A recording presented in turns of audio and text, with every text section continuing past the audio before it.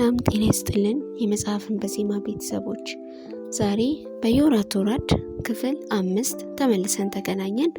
አብራችሁን ቆዩ። ዮራ ቶራድ ደራሲ ይስማከ ወርቁ፣ ተራኪ መክሊት። ክፍል 5 ዳጋ ኢትዮጵያ። ሚራዥና ጌራ ከምድር ውስጡ ዓለም እንደወጡ በቀጥታ የዘጉ መናኞችን ወደሚያገለግለው ጎልማሳ መነኩሴ በዓት ነበረ ያመሩት። ከምሽቱ 5 ሰዓት አካባቢ ቢሆንም መነኩሴው ሻማውን ለኩሶ ማር ይስሐቅ የሚባለውን መጽሐፍ ሲያነብ ነበር የደረሱበት። ሚራዥንም ሆነ ጌራን ስለሚያውቋቸው ምን ገጥሟቸው ይሆን በሚል ድንጋጤ መጽሐፉን ዘግቶ ነበር የተቀበላቸው። ወደ ዋሻው እየገባ በቃጠሎ የወደመውን የምድር ውስጥ ዓለም የአቅሙን ሲያስተካክል የነበረ ትጉ ሰው እንደሆነ ያውቃሉ ሚራዥና ጌራ። ጉዳዩን ባጭሩ ካስረዱትም አባ ኤስድሮስ የት እንደዘጉ ለማሳየት እምቢ እንደማይላቸው እርግጠኞች ነበሩ። ሆኖም መነኩሴው የዋዛ አልነበረም። ይህ አይነቱ ጉዳይ ከዚህ በፊት ተደርጎ ባለመታወቁ ራሱን ለማሳመን ጊዜ ፈጀበት። የኋላ ኋላ ግን እያቅማማም ቢሆን አባ ኤስድሮስ ወደ ዘጉበት በዓት ይዟቸው ሄደ። አባ ኤስድሮስ የዘጉባት በዓት ከዳሙ በስተምዕራብ በኩል እጅግ በጣም ወደ ውስጥ ገብታ የተቀለሰች ብቸኛ ጎጆ ናት። በሯ ተጠርቅሟል። ወደ ውስጥ የሚያሳይ ጭላንጭል እንኳን የለም። በጀርባ በኩል ግድግዳዋ ላይ ክብ ሽንቁር አለች። ይህቺ ሽንቁር አንድ ሳህን ብቻ የምታሳልፍ መስኮት ተብዬ ናት። ረዳቱ መነኩሴ በዚች መስኮት ነው ለነፍስ መያዣ የምትሆነውን አሹቅ አስቀምጦላቸው ዘወር የሚለው። አባ ኤስድሮስ ከስንት አንዴ ብቻ ነው አሹቋን ወደ ውስጥ የሚስቧት። የዛሬዋን አሹቅ አልወሰዷትም። ሚራዥና ጌራ በድንጋጤ ክው ብለው ተያዩ። አርፈው ይሆን ሲል ሚራዥ በጌራ ጆሮ አንሾካሾከ። አርፈው ከሆነ ሁሉም ነገር አበቃለት ስትል ባለፈው የተናገርከው ሊሆን ነው።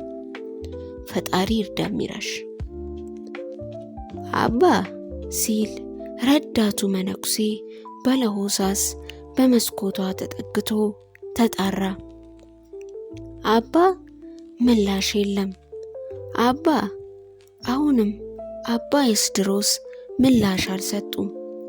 ጥሪው በጌራም በሚራዥም ተደጋገመ። ሆኖም ከራሳቸው ድምፅ በቀር የተሰማቸው ነገር የለም።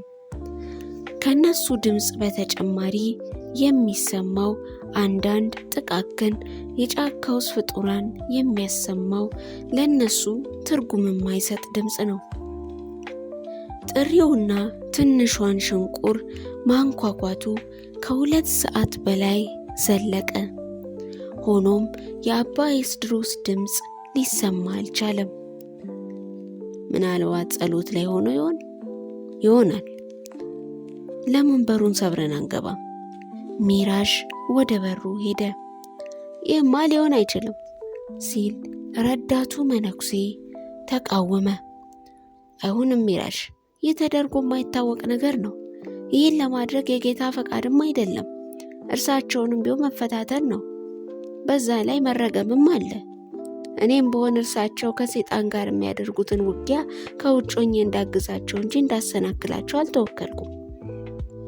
እኛም ስጋ ከለበሰው ከምድራዊ ሰይጣን ጋር በመፋለም ላይ ነን። ቢገባ ይህ ጦርነት የእርሳቸውም ጦርነት ነው። ለዘመናት የለፉለት ዓላማ ከሳት በተረፍነው ልጆቻቸው አለመክሰሙ ማየት አለባቸው። ሚራዥ በሩን በኃይል ወደ ውጪ ሲስበው ከእንጨት የተሰራውና ዘመን የሳበው በር አቃሰተ። የጭቃ ምርጉ እየተቀረፋ ወረደ።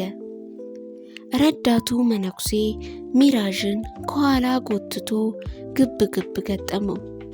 ሚራዥ መነኩሴውን ወደ ኋላው ለመገፍተር ያደረገው ሙከራ በቀላሉ አልተሳካም። ይባስ ብሎ መነኩሴው ሚራዥን ተሸክሞ ከጎጆ ለማሸሽ ሞከረ። ምን ነካ ሚራዥ? ኧረ በወላዲተ አምላክ ስንት ነገር እያወክ እንደዚህ ታደርጋለህ? ይማጸን ጀመር። መነኩሴው ሚራዥን ጠፍንጎ ቢያስቀርም ጌራ ከእንጨት የተሰራውን በር ገንጥሎ ጎጆዋን ከፍቷት ነበረ። መነኩሴው ከዚህ በላይ መታገል አልፈለገም። ቀድሞም ቢሆን ኃላፊነቱን ለመወጣት ያክል እንጂ ሚራዥን መቃወም አልፈለገም ነበረ። ጌራ በሩን እንደከፈተ ሲያውቁ ሁለቱም ተላቀው ወደ ተከፈተው በር አይኖቻቸውን ሰደዱ። ጎጆዋ በጨለማ ተውጣለች። በሩ ሲከፈት በጥቂቱ ወደ ውስጥ የገባው የጨረቃ ብርሃንም ከአንድ ክንድ በላይ አላሳያቸውም።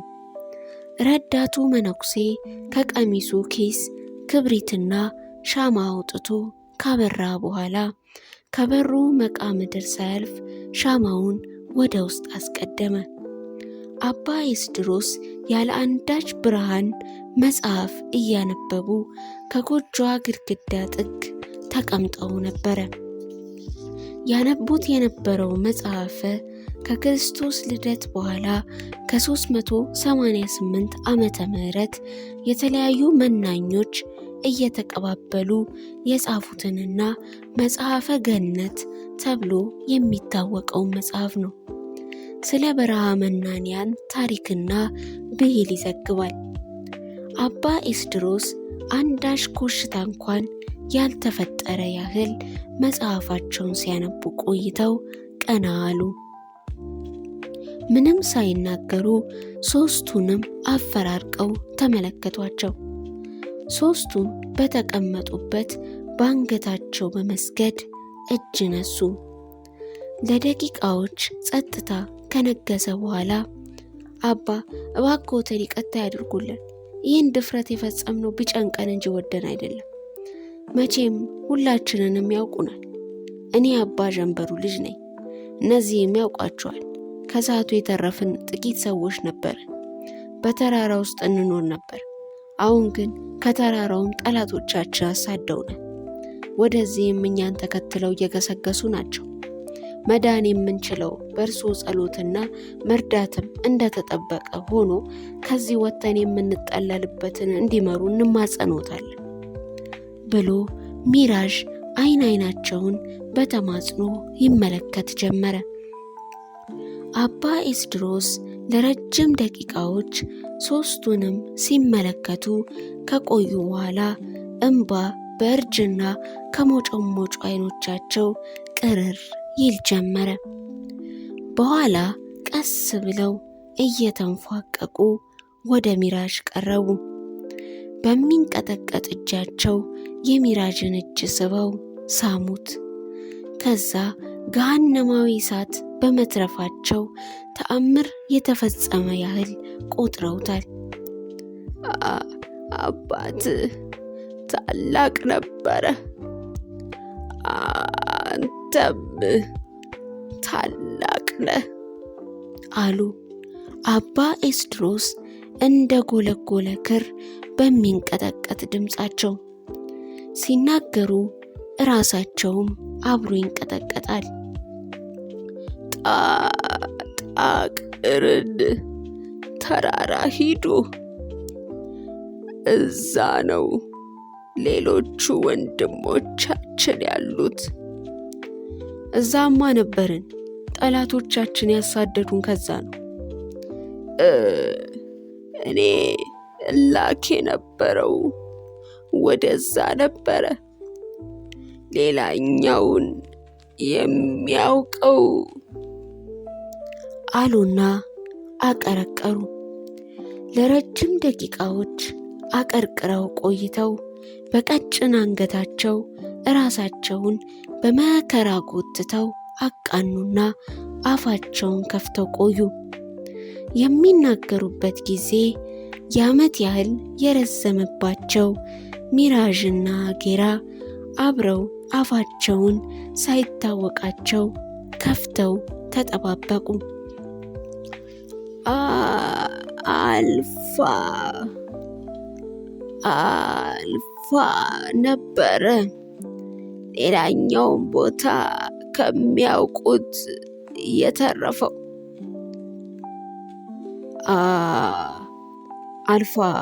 አልፋ ወዴት ነው? ሚራዥ ትንፋሹ ቁርጥ አለ። ሩቅ ነው፣ አታገኙትም። ሩቅ ነው። አባ ኤስድሮስ ወደ ጣራው አንጋጠጡ። ምን ነው አርፏል? ጌራ ተስፋ በቆረጠ ድምፅ ጠየቀ። አይ እሱን አላውቅም፣ ግን አባ ኤስድሮስ አልፋ የሄደበትን ለማስታወስ ሞከሩ። ገዳመ አስቄጥስ ሂዷል። አስቄጥስ በረሃ።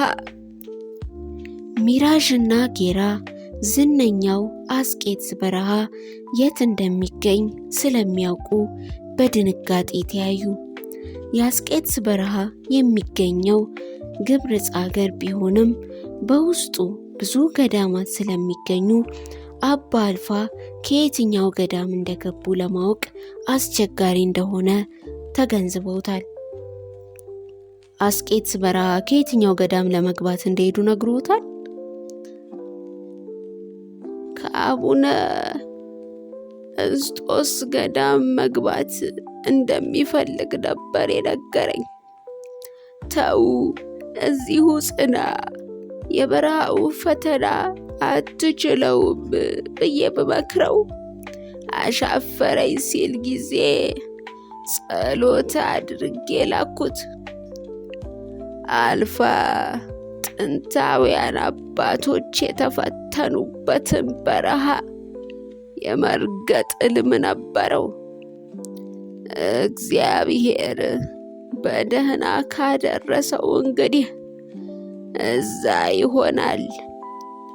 ከልቡ የተራመደ መድረሱ አይቀርም።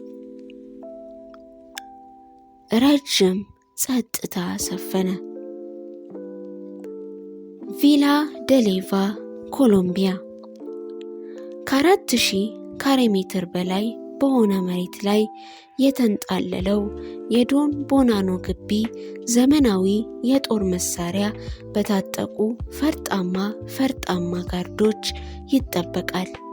ጥቅጥቅ ባለ ደን በተሞሸረው በዚህ ግቢ ውስጥ የምታርፍ ወፍ ሳትቀር በአይነ ቁራኛ ትታያለች። ወደ ውስጥ የሚዘልቅ የታወቀም ሆነ ለጉዳይ ተጠርቶ የወጣ ወዘልውጥ ሰው ጥብቅ ፍተሻ ይካሄድበታል። ታዲዮስ ኢያሱ ቆዳውን የገፈፉት እስኪመስለው ድረስ በፈርጣማዎቹና ጊንጥና እባብ ክንዳቸው ላይ በተነቀሱ ጋርዶች ተፈትሾ ሲያበቃ አንዲት ሴት ተጠርታ መጣች። ሴቲቷ ከውስጥ ሱሪና ከጡት ማስያዣ በቀር የለበሰችው ሌላ ነገር የለም። መለመላዋ ናት ማለት ይቀላል። መላ አካሏ እንደ ቤተ መቅደስ ግድግዳ በስዕል ንቅሳት ተሽጎርጉሯል። የዓይኖቿ ሽፋሎች ኩል ተደፍድፎባቸዋል። የዓይኖቿ ጭራዎች ቀጥ ብለው ከመቆማቸው የተነሳ እንደ ዣርት እሾህ የሚዋጉ ይመስላሉ። መላ አካሏ ከምላስ የተሰራ ይመስል አብለሊት እንደ በላች ፍየል በስፓኒሽ ቋንቋ ትለፈልፋለች። ታዲዮስ ኢያሱን ስታስተውለው ከቆየች በኋላ ሌላ የማጣሪያ ፍተሻ አደረገችለት። ሁልጊዜም በዚህ ሴት ሳይፈተሽ ማንም ሰው ወደ ዶን ቦናኖ አይቀርብም። ከዚህ ሴት ፍተሻ የሚያመልጥ አንድም አደገኛ ነገር እንደማይኖር ይነገርለታል። በአካባቢው የታወቁት ካርዲናል እንኳን በዚህ ሴት ሳይፈተሹ ወደ ዶን ቦናኖ ቀርበው አያውቁም። በሴት መፈተሽ እንግዳ ነገር ቢሆንበትም በዚህ ሴት ጣቶች መላ አካሉ ሳይበረበር ማንም ቢሆን የዶን ቦናኖን ፊት አያይም። ይህ ብቻ አይደለም። ታዲዮስ ኢያሱ ሌላ ፍተሻ እንደሚቀረው ያውቃል። ሴቷ ፈትሻው እንደጨረሰች ካላ ብላ ተጣራች። ወዲያው አንዲት ጦጣ እየዘለለች መጣችና ከታዲዮስ ትከሻ ላይ ዘላ ጉብ አለችበት። ወይዘሪት ካላ በፍተሻና በእጽ ማዘዋወር አንቱ የተባለች የዶን ቦናኖ ጦጣ ናት። የራሷ የግል ሐኪም ያላትና እጽ ማዘዋወርም ሆነ መፈተሽ ተከናበታለች። ይህቺ ጦጣ ታዲዮስን ምንቅርቅር አድርጋ ከፈተሸችው በኋላ ከኪሱ ውስጥ ካገኘችው የሲጋራ መለኮሻ በቀር እንግዳ የሆነ ነገር ባለማግኘቷ ዘላ ወረደችና የሲጋራ መለኮሻውን ይዛ እየተንበቀበቀች ወደ ቤት ሮጠች። ሁል ጊዜም ወይዘሪት ካላ በፍተሻ ያገኘችውን ለማንም ሳትሰጥ ለዶን ቦናኖ ማስረከብ አለባት። ሴቲቷም ሆነ ጋርዶቹ ይቺን ልዩ የሆነች የሲጋራ መለኮሻ ከዚህ በፊት ታዲዮስ ኢያሱ ይዟት እንደነበር ስለሚያውቁ በጦጧ ምርጥ ፈታሽነት ቢደነቁም ታዲዮስን ከዚህ በኋላ እዚህ ማቆም እንደሌለባቸው ስለሚያምኑ በሴቲቷ መሪነት ወደ ዶን ቦናኖ እንዲገባ ተፈቀደለት። ታዲዮስ ኢያሱ እንደ ሁልጊዜው በጦጣዋ ድርጊት እየተገረመ በዚህ ግቢ ውስጥ ያሉትን ለማዳ እንስሳት ግራና ቀኝ እየተመለከተ ወደ ውስጥ አመራ። በግቢ ውስጥ ጥቋቁር አናብርት፣ ፓሮትና ዘንዶች ይገኛሉ። የዶን ቦናኖ ጠላት የሆነ ማንኛውም ሰው ተገድሎ ወይም እስከ ነፍሱ ለነዚህ እንስሳት ይሰጣል። ፓሮቶቹ ዶን ቦናኖ የሚለውን በመድገም ትዕዛዙ በጥብቅ እየተላለፈ እንደሆነ እንዲገባው ማንኛውም ሰው ላይ ይጮሃሉ። ጥቋቁሮቹ ነብሮች አስቸጋሪን ለመቅጣት ወደር የላቸውም። ዘንዶቹ በሬን እስከ ቀንዱ እንኳን ለመዋጥ አፍታ አይፈጅባቸውም። በተለይም አንደኛው ዘንዶ ርዝመቱም ሆነ ውፍረቱ ገና ሲያዩት በድንጋጤ ይገድላል። ይህኛው ሞር ተብሎ የሚጠራው ግዙፍ ዘንዶ ሌላ ዘንዶ እየዋጠ ስላስቸገረ ለብቻው ቤት ተሰርቶለት ተቀምጧል። የዚህን ዘንዶ ጭካኔ የዶን ቦናኖ ጠባቂዎች ያውቃሉ። አንድ ጊዜ አንድ የተጠረጠረ የዶን ቦናኖ ጠባቂ ቢመረመር ወይ ፍንክች የአባቢለዋ ልጅ ብሎ አልናገር ይላል። በዶን ቦናኖና በአብዛኛዎቹ ማፊያዎች ያልተጻፈ ሕግ መሰረት የተገረፈና የተመረመረ ሰው መልሶ ወዳጅ አይደረግምና ይገደላል። ይህንን ተጠርጣሪ ግን ለሌሎች ጠባቂዎች መቀጣጫ ይሆን ዘንድ ዶን ቦናኖ አንድ እድል ይሰጠዋል። ይኸውም እድል ወደ ዘንዶዎች ተጥሎ ካመለጠ ነፃ ተደርጎ ወደሚፈልግበት እንዲሄድ ነበረ። ሰውየው ለነዚህ ዘንዶዎች ከመጣሉ እኔ እውጥ እርስ በርስ ይፋተላሉ። አንዱ በለስ የቀናው ዘንዶ ፈጠን ብሎ የሰውየውን ወገብ ጠፍንጎ ያስርና የሚለፈልፍ አፉን ዘግቶ መዋጥ ይጀምራል። ሌሎቹ ዘንዶዎች ተስፋ ቆርጠው ተጠቅልለው ሲቀመጡ፣ ታላቁ ዘንዶ ግን ሰውየውን የሚውጠውን ዘንዶ ከመጤፍ ሳይቆጥር ከሰውየው ጋር አብሮ ይውጠዋል። ይህንን ዘንዶ የመዋት ትርኢት ቆሞ ይመለከት የነበረው ዶን ቦናኖ በዚህ ሞር በተባለ ታላቅ ዘንዶ በመኩራራት ከዛ ጊዜ ጀምሮ ሞር የሚል ስም አውጥቶለታል።